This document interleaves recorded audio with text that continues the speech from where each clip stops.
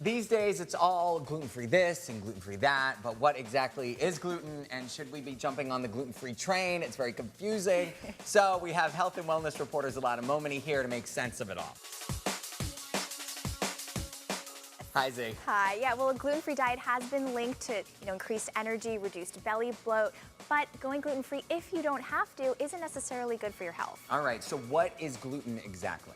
So gluten is a protein that's found in wheat, barley, and rye, and any sort of wheat derivative. It's what makes baked goods so delicious. It's what makes pizza dough kind of spongy and bread soft. It's that it factor. It's the fun part. It's the fun part. Okay. So is it bad for us? So many people are going gluten-free. Well, people who need to go gluten-free are actually allergic to gluten. They have a digestive disorder called celiac disease, and 1 in every 141 Americans actually has this disease. So definitely that's important.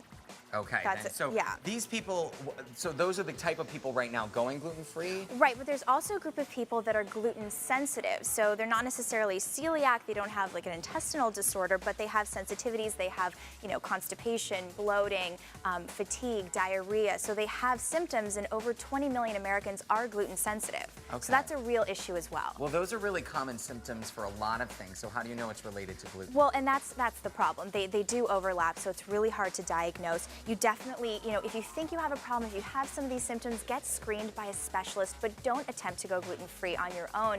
If you go gluten-free before getting tested, it can really mess with results. Okay, so, but as a result of this, a ton of people are going gluten-free. Yeah, people have latched onto it as sort of the cure-all for anything, fatigue, migraines, and while it does work for some people, it might not work for everyone.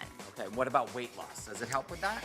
It's not going to make you suddenly lose weight, but what it does do is it obviously reduces the choices you have with food, so you're less likely to overeat, and so that can make you lose weight. But again, it's important to remember, it doesn't mean fat-free or calorie-free. In fact, it could be just the opposite. To bind the food together, food manufacturers need to use more sugar and fat if they can't use gluten. So, if you compare a regular food with their gluten-free counterpart, the gluten-free often has more calories. Okay. So that's important to keep in mind. All right, so who should be going gluten-free? All right, so people with celiac disease or those who have a gluten sensitivity, absolutely go gluten-free with the help of your doctor or nutritionist to make sure you're still getting everything you need nutritionally. But if you're not one of those, subsets, you definitely don't want to try to attempt this on your own unless you need to. You could be losing out on really important nutrients such as iron and fiber and B vitamins that you get from whole grains. So it's not something you should do casually. Okay. For sure. So a lot of people in LA are writing this down right now. Sorry about that. So many people gluten-free. I know, it sounds cool, but yeah, but you really not need to for check everyone. out the facts You do, before you do it. absolutely. And that is why you are here. Thank you so much. Thank you. All right.